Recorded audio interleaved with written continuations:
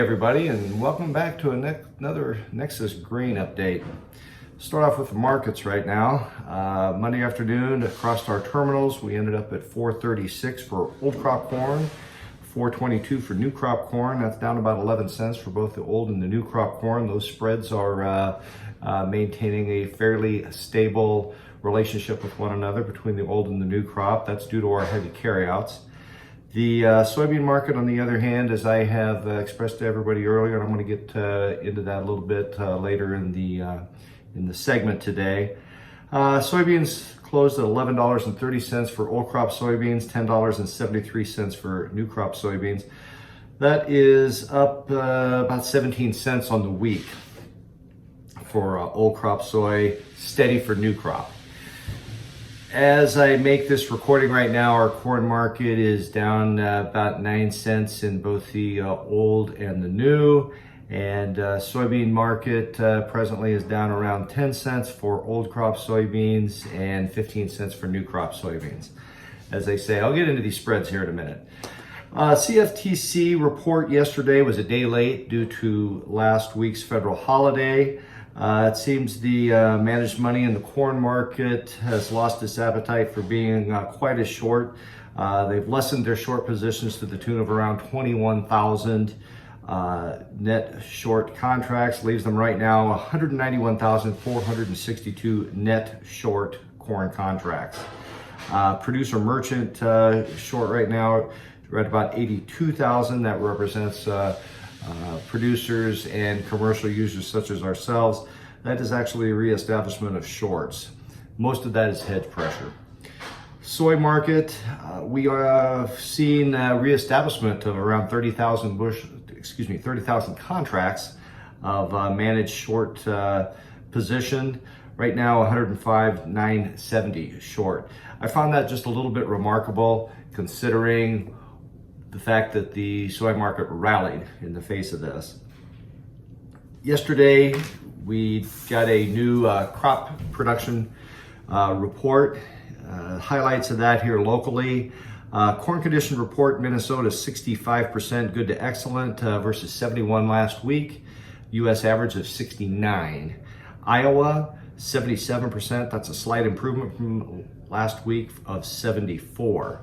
Soybeans, a little different story. Minnesota soybeans, 66% versus 70 last week. 67% national average for good to excellent. Iowa, unchanged from soybeans, 74% this week versus last.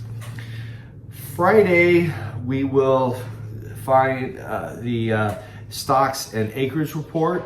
That's really the kickoff to our production season and how we track the S&Ds going forward over the next 12 months. We start somewhere. We start with an acreage report.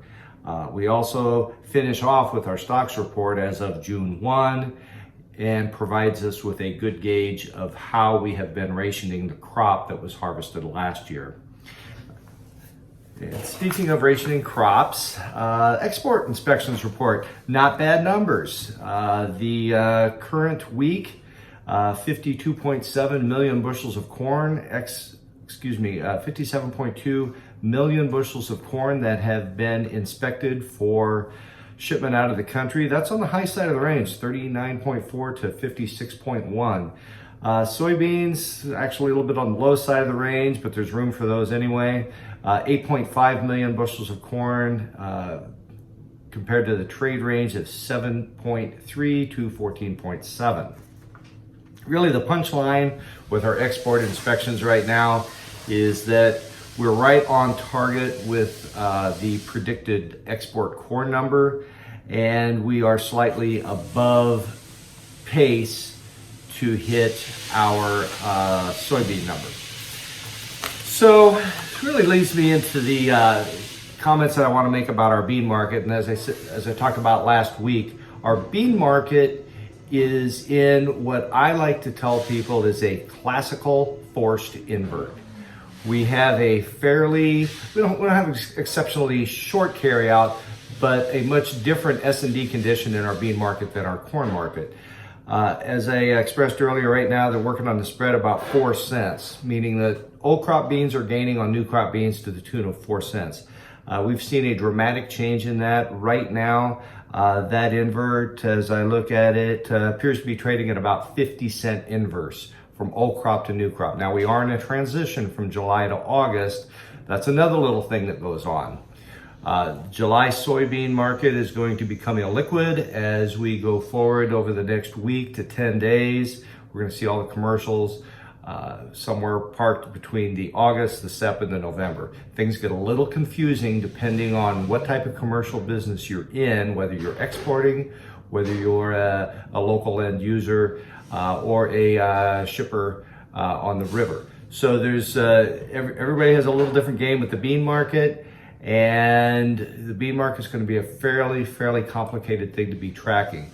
Corn, on the other hand, we're watching the old crop and new crop pretty well trade in sync with one another. We're watching what I would consider at least adequate return to carry with our corn market. The way the corn market feels right now, we probably do at least have the 2 billion bushel carryout. That's the way it feels. And unfortunately, with that said, we are experiencing new contract lows today. The other thing I'd like to bring up, if you haven't heard about it by now, the company Nexus, we are having an open house featuring our new fertilizer facility in Northwood. That's on the 18th of July. The origination staff, grain team, is going to be there that day. We'd love to meet you, talk to you about your needs and how we can best suit those. Activities open at 5 o'clock at Northwood. So that's about all the time we have today. I do thank you for joining, and I look forward to seeing you. Goodbye now.